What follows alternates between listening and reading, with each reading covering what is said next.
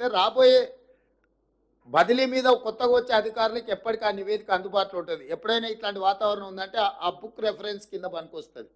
కాబట్టి మీరు దాన్ని కూడా ఒక నివేదిక మీ దగ్గర పక్కాగా తయారు చేసుకోవడానికి కూడా మీరు అన్ని ఏర్పాట్లు చేసుకోండి. దాంతో ఏమైందంటే ఎంబడెంబడే మనము ఎలాంటి సహాయక చర్యలు చేపట్టాలనో కూడా తర్వాత వచ్చే అధికారులు కానీ తర్వాత వచ్చే ప్రమాదాలు కానీ ఉంటాయి. చివరగా ఈ మహబూబాబాద్లో చాలా చెరువులు ఆక్రమించుకున్నారని స్థానిక ఎమ్మెల్యే గారు చెప్పారు. నేను స్పష్టంగా అధికారులకు, ఇరిగేషన్ అధికారులకు, అగ్రికల్చర్ అధికారులకు, మున్సిపల్ అధికారులకు, మొత్తంగా కలెక్టర్లకు నేను ఆదేశాలు ఇస్తున్నా. హైదరాబాదులో ఏ విధంగా అయితే లేక్ ప్రొటెక్షన్ కోసం మనం హైడ్రా పెట్టి ఒక ప్రత్యేకంగా డ్రైవ్ మొదలు పెట్టినామో, కొంతమంది స్వార్థపరులు ఈ చెరువులను ఆక్రమించుకొని వాళ్ళు ఇల్లు కట్టుకోవడమో, ఫామ్ హౌజులు కట్టుకోవడమో, లేకపోతే ఆ స్థలాలను ఆక్రమించి లేఅవుట్లు వేసి అమ్ముకోవడం ఏదైతే చేస్తున్నారో ఇది క్షమించరాని నేరము. ఇవాళ ప్రకృతి వైపరీత్యానికంటే కూడా ఇలాంటి ఆక్రమణదారులు చేసిన తప్పుడు చర్యల వల్ల తీరని నష్టం మనకు జరుగుతున్నది. దీనికి ఎక్కడో ఒక దగ్గర పులి స్టాప్ పెట్టవలసిన బాధ్యత ప్రభుత్వం మీద ఉన్నది. అందుకే ఎంత ఒత్తిడి వచ్చినా వెనక్కి తగ్గకుండా హైడ్రాన్ తీసుకొచ్చి అధికారులను అప్రమత్తం చేసి ప్రభుత్వం దగ్గర ఉన్న లేక్లకు సంబంధించి, చెరువులకు సంబంధించిన వివరాలను సేకరించి full tank level, buffer zone, అదేవిధంగా క్యాచ్మెంట్ ఏరియాలో అంటే నాలాలు ఏవైతే ఆక్రమించుకున్నో వాటి అన్నిటిని కూడా తొలగించే కార్యక్రమం చేపట్టినాం. ఇవాళ ఇది జిల్లాలకు కూడా విస్తరించాలి అని చెప్పి డిమాండ్ వస్తుంది.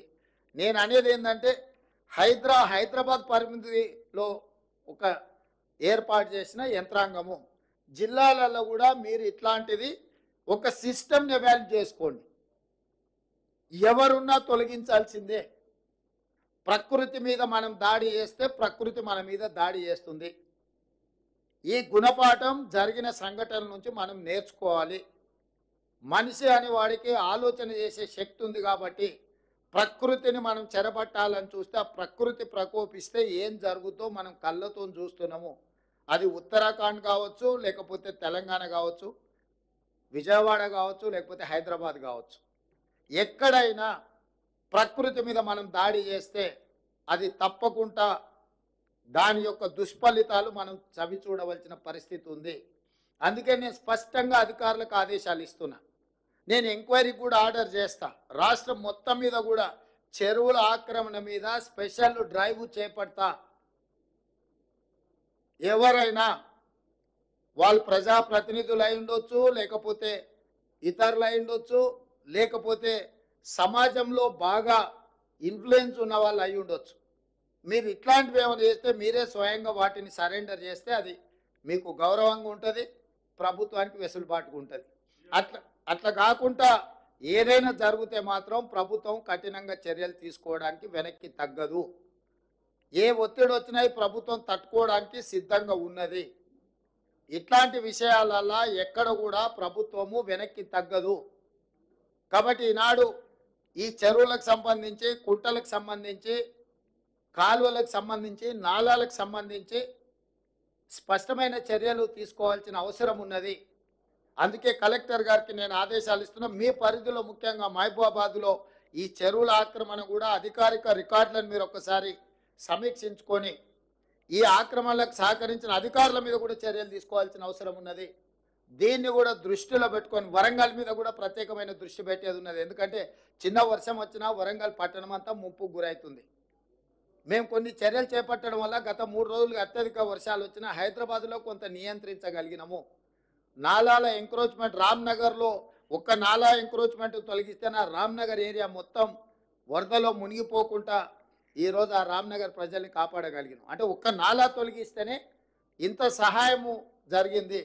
కాబట్టి నాలాల ఆక్రమణను కూడా ప్రభుత్వం ఉపేక్షించదు. మీరు కూడా జిల్లాలలో, నేను ఇవాళ మహబూబాబాద్ వరంగల్కి చెప్పట్లేదు, తెలంగాణ రాష్ట్రంలో ఉన్న అన్ని జిల్లా కలెక్టరేట్లకు ఈ నుంచి నేను ఆదేశాలు ఇస్తున్నా. మీ ప్రాంతాలలో ఎక్కడైనా చెరువులు కానీ నాలాలు కానీ ఆక్రమించుకుంటే మీరు మొత్తం వాటిని లిస్ట్ అవుట్ చేయండి. కోర్టులలో ఏమైనా పెండింగ్ కేసులు ఉంటే ఆ కేసులను కూడా పరిష్కరించుకోవడానికి ప్రత్యేకమైన న్యాయవాదులను నియమించుకోండి. ఉమ్మడి రాష్ట్రంలో కంటే కూడా గత 10 సంవత్సరాలలో ఈ దుర్మార్గాలు విపరీతంగా పెరిగిపోయినాయి. అధికారాన్ని అడ్డం పెట్టుకొని అడ్డగోలుగా ఇట్లాంటివి ఆక్రమించుకున్నారు. నేను నిన్న ఖమ్మంలో తిరుగుతుంటే ఎవరున్నా అక్కడున్న మాజీ మంత్రి ఆక్రమించుకొని మొత్తం కాలువలే ఆక్రమించుకున్నాడు. ఆ నీళ్ళంతా ఖమ్మం ఊరి మీదకి వచ్చి పడి ఖమ్మం ఊరంతా మునగడానికి ఆ మాజీ మంత్రి గారే కారణం అని నాకు ఫిర్యాదు వచ్చింది.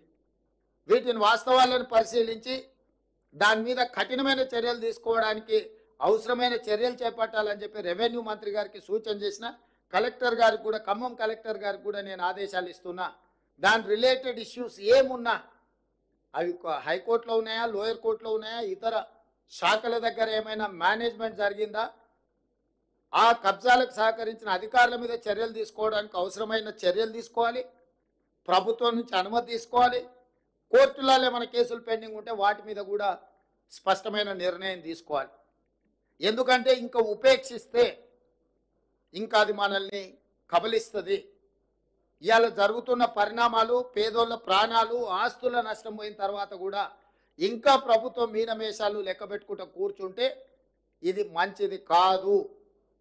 కాబట్టి నేను స్పష్టంగా మీడియా మిత్రుల ద్వారా తెలంగాణ రాష్ట్రంలో ఉండే అందరు అధికారులకు నేను ఆదేశాలు